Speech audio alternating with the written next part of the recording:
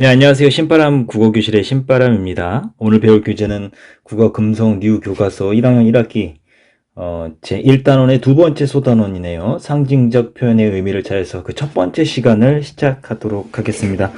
우리 교재 24쪽이고요. 오늘도 열심히 공부해 주시길 부탁드리면서 그럼 바로 수업을 시작하도록 하겠습니다. 언제나 그랬듯이 한자성어 공부를 먼저 하시고 상징적 표현의 의미를 찾아서 공부하도록 하겠습니다. 오늘의 한자 성어입니다. 오늘의 한자 성어는 사상두각이라는 한자 성어입니다. 사상두각, 모래 위에 지은 집이다 라는 뜻인데요. 이 뜻이 뭐냐면 무슨 일이든지 기초가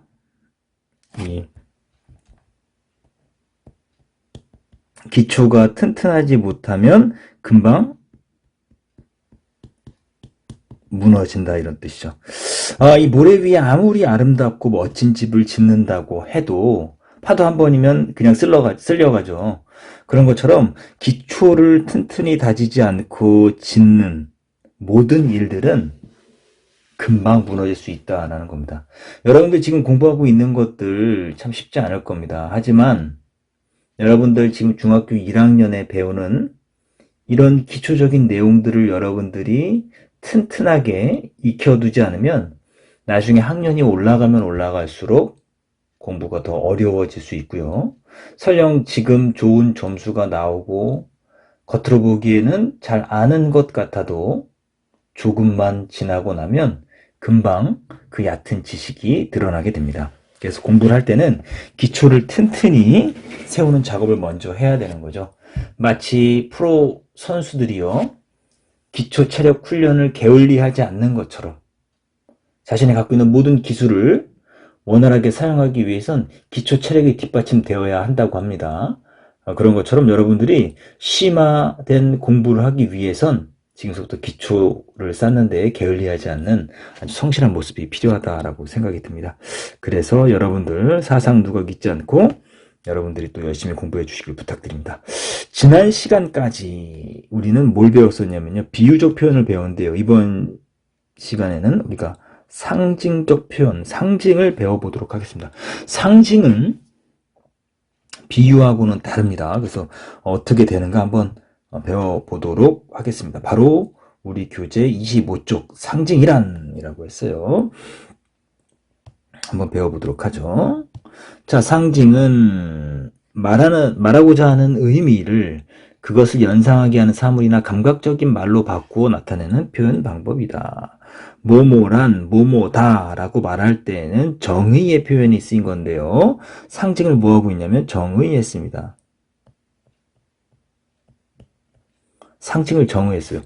쉽게 말하자면 연상하게 하는 사물이나 감각적인 말로 나타내 표현하는 방법이다라고 이야기했는데요. 말하고자 하는 의미는 이제 원관념이 되겠죠?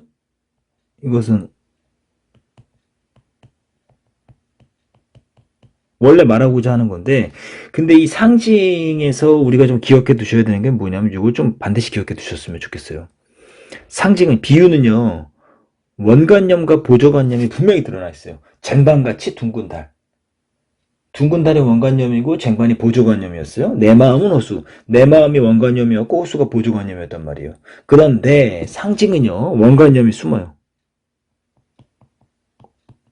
드러나지 않습니다. 원관념이 숨고 보조관념만 드러납니다.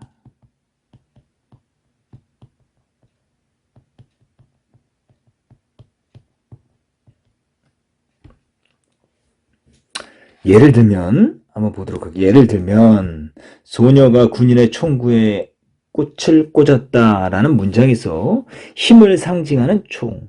그러니까 총은 힘을 상징하는 거예요. 총만 드러나 있는 거죠. 총구에 꽃 이렇게 있으니까 총구는 힘을 상징하는 총과 달리 꽃은 뭘 상징한다고요? 평화를 상징한다.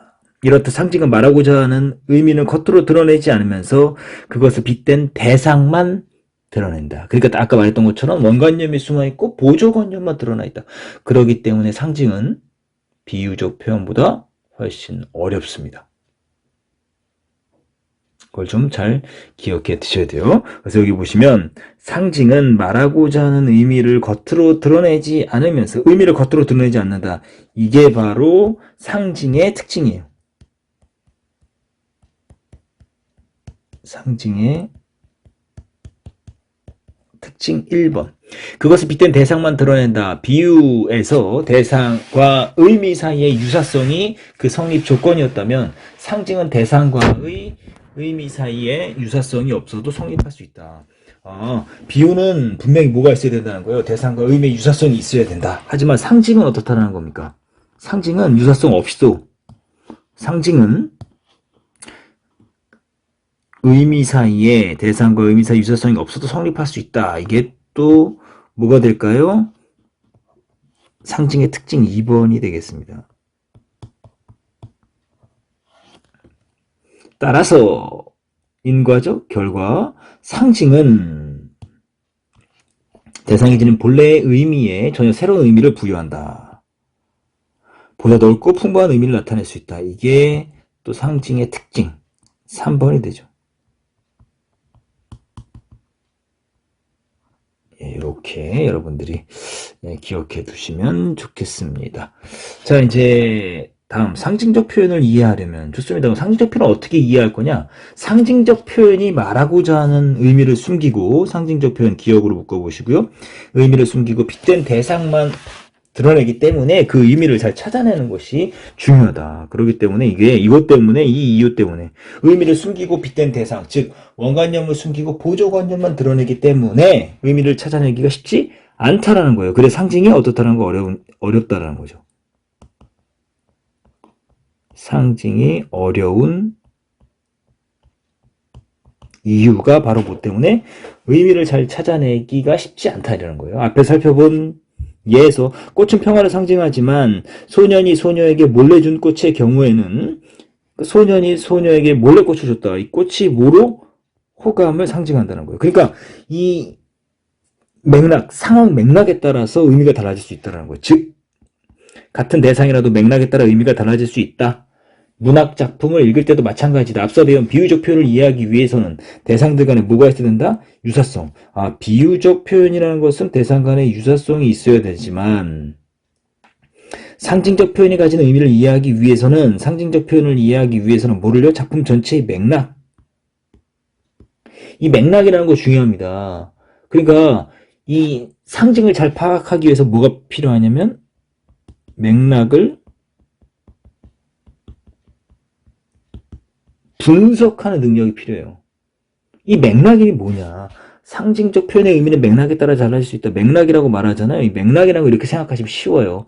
어떻게 이해하시면 좋냐면 어떤 관계나 혹은 연관되는 것들, 이런 것들, 맥락, 관계나 연관을 좀 생각해 보시면 좋을 것 같습니다.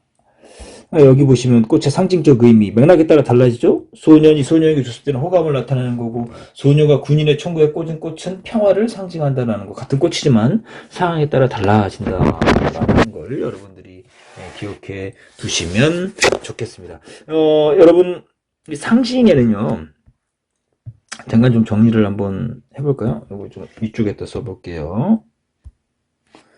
상징은 크게 종류가요, 세 가지가 있습니다. 첫 번째는 뭐냐면,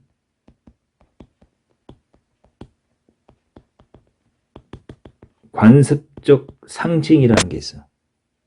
이 관습적 상징은 뭘 말하는 거냐면, 특정한 문화권이나 시대에서 의미가 고정되어서 아주 관습적으로 사용되는 거죠. 예를 들면, 뭐가 있냐면, 비둘기.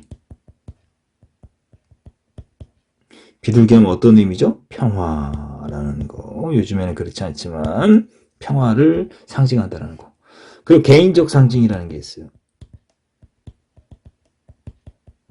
이 개인적 상징은 뭐를 의미하는 거냐면 개인이 독창적으로 만들어낸 상징인 거예요. 뭐 예를 들면 여러분들 이제 배우게 될 시지만 그 한영운 시인의 님의 침묵에서 보시면 님의 침묵에서 이 님의 의미가 어떻게 상징되냐면 사랑하는 사람, 사랑하는 사람도 되지만 또 조국, 잃어버린 조국도 되고, 이 한용운 시인이 스님이거든요. 스님이 아주 절대적으로 여기는 어떤 절대자, 부처님 뭐 이렇게 될 수 있겠죠. 이런 것들이 개인적 상징이고, 마지막은 뭐가 있냐, 원형적 상징. 좀 어려운 말이에요. 이 원형적 상징은 뭘 말하는 거냐면 인류 전체, 이 전 세계 사람들이 딱 이 얘기를 하면 딱 알아듣는 거예요. 불 하면 뭘 상징합니까? 뭐 열정, 파멸 이런 것도 상징하죠. 불 이러면 패션, 열정을 상징하고, 물 이러면 우리 생명, 생명의 원천, 그죠? 이런 것들을 떠올린다는 거죠. 그래서 이렇게 상징에는 관습적, 개인적, 원형적 상징이 있다는 거 이렇게 알아두시면 좋을 것 같습니다. 자, 그럼 다음 페이지 넘어가셔서 26쪽을 넘어가셔서 시조를 좀 배워보도록 할게요. 시조인데요. 이거 시조. 이 시조를 좀 우리가 공부를 해둬야 되겠죠? 시조 나왔으니까 시조의 갈래에 대해서 좀 잠깐 정리하고 넘어가도록 할게요. 시조. 이 시조는 우리 민족의 독특한 정형식, 우리 민족에게만 있는 거예요. 우리나라 거예요. 우리 민족의 독특한 정형식. 정형시라는 건 정해진 형식이 있는 시다라는 겁니다. 그래서 이 시조를 형태상 나눌 수 있습니다. 형태, 어떤 모습을 갖고 있느냐에 따라서 평시조, 그리고 사설시조, 그리고 연시조, 이렇게 나눌 수가 있어요. 평시조는 쉬워요. 우리가 잘 알고 있는 이 보통의 형태의 시조를 말하는 거예요. 3장 6구 45자 내외로 되어 있는 게 평시조. 이 사설시조는 시조를 이렇게 보시면 이게 하나의 장이에요. 그래서 이거를 초장, 이거를 중장, 요거를 종장이라고 하는데, 요게 그래서 요게 세 개를 3장이라고 하는 거예요. 3장. 3, 5, 3, 4, 그리고 이렇게 2, 3, 3, 5, 3, 6, 4, 3 뭐 이런 식으로 해갖고 보시면 여기가 이게 이렇게 나눌 수 있죠. 이렇게 하나 있고 이렇게 하면은 어떻게 되냐면 6개의 구가 되는 거고요. 6개의 구가 되는 거고, 그리고 이 6개의 구가 45자 내외로 이루어져 있는 거예요. 그런데 이 사설시조는 이 중장이 무제한으로 길어져요. 왜냐면 이 평시조만 쓰다 보니까 하고 싶은 말이 많은데 이 정해진 형식 45자 안에 자신이 하고자 하는 말을 다 담을 수가 없으니까 이 중장을 무지하게 길게 이제 바꾸는 거예요. 그게 사설시조가 되는 거고, 이 연시조는 이 평시조, 이렇게 하나가 평시조 한 수거든요. 이런 것을 2개 이상 연달아 붙여서 만든 게 연시조다라는 걸 여러분들이 기억해 두시면 좋겠습니다. 자, 그렇게 하면 이제 시조의 어떤 형태로 나눠 본 거예요. 그래서 이렇게 3개가 있다는 거, 이렇게 시조 이 정도로 정리를 해 두시면 좋겠습니다. 이 까마귀 싸우는 고래부터 한번 배워보도록 할게요. 요 시는 영천이 씨가 쓴 시조인데, 영천이 씨 나오죠. 옆에 정몽주의 어머니. 여러분들 정몽주 하면 알죠? 아주 굉장히 뭡니까, 의리 있는 신하, 끝까지 나라를 배신하지 않고 한 임금을 섬긴. 어디서 죽었죠? 좀 더 말해보세요. 어디라고요? 선죽교에서 철퇴에 맞아서 죽었죠. 죽기까지 뭐합니까? 이 몸이 죽고 100번 고쳐주고 이렇게 하면서 그 뭡니까, 그 이방원의 어떤 회유에도 굴하지 않고, 그죠? 이방원의 회유에도 굴하지 않고 뭐 했습니까? 이런 들었더리 저런 들었더리 이렇게 말하면서 회유를 했는데도 불구하고 나는 뭐 할 수 없다? 백골이 진토되어 넋이라도 있고 없고 님 향한 일편단심이야 변할 줄이 있으랴라고 하면서 자신의 일편단심을 결코 꺾지 않았던 지주와 절개 멋진 정말 신하였는데 그 신하 그 정몽주의 어머니예요.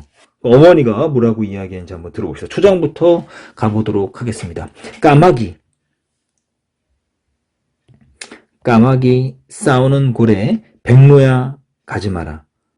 자, 한번 잘못 눌렀어요.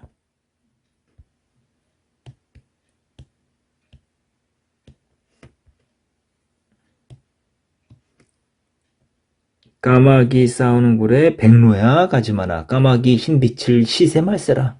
청강에 기껏 씻은 몸을 더럽힐까 하노라. 이 청강에 여러분들 시조를 공부할 때 좀 기억해 두셔야 되는 게 뭐냐면 아까 여기가 초장 그리고 여기가 중장 여기가 종장이라 그랬잖아요. 종장에 오는 첫 음보는 몇 글자로 고정되어 있냐면 반드시 세 글자로 고정되어 있어요. 여기는 무조건 세 글자로 고정되어 있어요. 그러니까 이게 시조냐 아니냐를 파악할 때 여러분들 종장의 첫 음보가 세 글자냐 아니냐를 딱 보면 드러나게 되어 있어요. 이건 무조건 세 글자예요. 평시조든 사설시조든 연시조든 무조건 세 글자여야 되니까 그거 기억해 두시면 좋을 것 같아요. 자, 이제 분석 들어갑니다. 까마귀 싸우는 고래 백로야 가지 마라. 이 까마귀는 마이너스의 대상이에요. 까마귀는 꺼무잖아요. 백로 가지 말아라. 백로 플러스가 되는 거예요. 그럼 이게 뭘 상징하는가를 찾아봐야 돼요. 그러니까 이 까마귀는 어떤 존재냐면 간신배들. 나라를 배신하고 고려를 배신하고 조선을 세우려는 어떤 간신 같은 그런 세력들. 백로. 누구겠어요? 자기 아들이기죠. 어떤 인가 충신, 간신배의 반대는 충신이잖아요. 충신, 그죠? 지조와 절개가 있는 인물들을 말하는 거겠죠. 백로야 가지 마라. 아주 깨끗하잖아요. 백로는 깨끗하고 까마귀는 꺼무천한 까마귀들끼리 싸우는 자신들의 이익을 위해서 싸우는 곳에 백로야 가지 마라. 성난 까마귀 흰빛을 시세만 쓰라. 성난 까마귀 화가 난 까마귀가 흰빛 백로의 어떤 그 깨끗하고 절개 있는 모습을 뭐 한다는 거예요? 시샘한다 이 소리예요. 시샘할세라 라고 이야기를 하고 있죠. 그러니까 시샘할세라 밑에 뜻이 나오죠. 염려가 된다 이런 뜻이에요. 그러니까 백로가 까마귀로 인해서 몸을 더럽힐까 걱정한다 이 소리죠. 청강의 기껏 청강이라는 게 뭐예요? 청강은 맑고 깨끗한 물이 흐르는 강이에요. 깨끗한 강이다라고 생각하시면 돼요.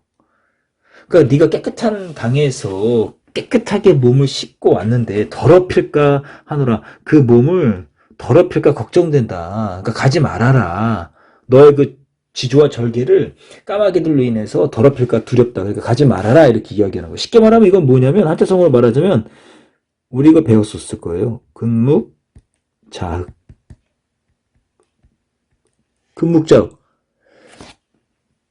목을 가까이 하면 검어진다 이 소리예요. 나쁜 친구를 가까이 하면 내가 나빠진다 이 소리예요. 그러니까 간신배들을 가까이 하면 나도 간신배처럼 바뀐다는 거예요. 그러니까 더러운 무리에 들어가면 아무리 깨끗해도 더러워지니까 가지 말아라 라고 이야기를 하고 있는 겁니다. 그래서 요거 이따가 다시 한번 정리를 해드리도록 하겠습니다. 이렇게 해서 이제 까마귀, 여기서의 까마귀는 마이너스였었죠? 그럼 다음 시 작품 한번 보도록 하죠. 이직입니다. 이직. 이직은 어떤 사람입니까? 조선 개국공신 중에 한 명이에요. 그래서 옆에 나와 있죠? 고려말 조선 초의 문신 이성계를 도와 조선개국에 공헌했고 제2차 왕자한테 이방원을 도왔다. 그러니까 이 사람 조선을 세우는데 지대한 영향을 끼친 개국 공신이네요. 그러니까 이 시조는 사실은 뭡니까? 자신이 원래 고려 신하였단 말이에요, 이 사람이요. 고려의 등을 돌린 것에 대한 어떤 변호를 위해서 지은 시조예요, 사실은. 배경 지식 말씀드렸어요. 맥락을 여러분들이 파악하면 더 쉽게 이해할 수 있죠? 자, 보세요.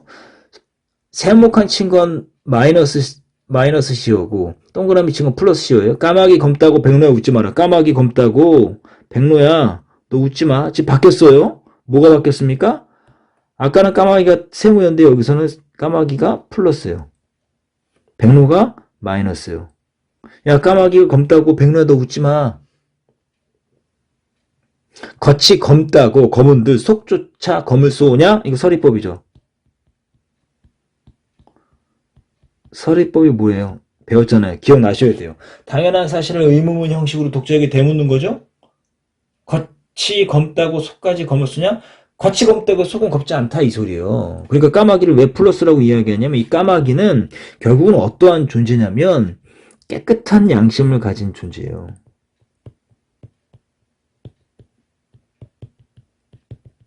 깨끗한 양심을 갖고 있어요. 하지만 백로는 어때요? 겉으로 볼 땐 깨끗하지만 속은 비양심적인 존재. 겉은 깨끗하지만 속은 비양심적인 존재예요. 그러니까 좀 어렵게 말하면 위선자. 여러분들 있잖아요. 겉으로 착한 것 같은데 뒤로 나쁜 짓 하는 사람들 있잖아요. 백로가 그런 거예요. 여기서는. 겉 희고 속 검은 것은 너뿐인가 하노라. 여기서의 너는 누구냐 그럼? 여기서의 너는 누구를 말하는 걸까요? 바로 백로를 말하는 거죠. 그렇죠? 그러니까 겉 희고 속 검은 건 너뿐인가 하노라. 그러니까 이거는 이 백로의 어떤 위선자적인 모습을 상징하고 있고 겉으로는 깨끗해 보이지만 속은 그렇지 않은 존재에 대한 뭐예요? 비판을 하고 있는 겁니다. 이해되십니까? 그럼 요거 한번 정리를 해볼게요. 요거 이제 한번 정리 한번 해봅시다. 자, 이제 요거 작품 정리 한번 해볼게요. 먼저 까마귀 싸우는 고래부터 정리할게요. 여러분. 자, 갈래는 평시주고 정리 잘 해두세요. 제재는 까마귀하고 백로. 제재는 주제와 밀접한 관련을 가진 소재라고 말씀드렸었죠. 주제는 뭐 어떻습니까? 나쁜 무리와 어울리는 것을 경계하는 거죠. 특징, 대조적 소재. 뭐하고 뭡니까? 까마귀하고 백로를 통해서 주제를 돌려서 말하고 있죠. 대상을 의인화했어요. 의인화, 대상. 까마귀하고 백로를 사람처럼 표현했어요. 그래서 화자의 정서와 주제를 드러내고 있다. 이거 잘 기억해 두시고 밑줄 부분 다 써주세요. 자, 그 다음에 이제 뭡니까? 까마귀 검다하고 해보시면 갈래는 평시조고요. 제재는 까마귀하고 백로고요. 주제는 겉과 속이 다름을 표현하는 거고 특징 이것도 대조적 소재를 통해 주제를 돌려서 말하고 있다. 야, 겉이 검다고 해서 속까지 검지 않다. 너희도 겉만 뭐 충신이 뭐냐 하지만 사실은 너희는 충신이 아니야. 라고 뭐 하는 거예요? 비판하는 거예요. 대상을 의인화했죠. 화자의 정서와 주제를 드러내고 있죠. 대상을 의인화했어요. 까마귀하고 백로를요. 자, 그럼 시와의 상징적인 의미 이거 굉장히 중요한 거죠.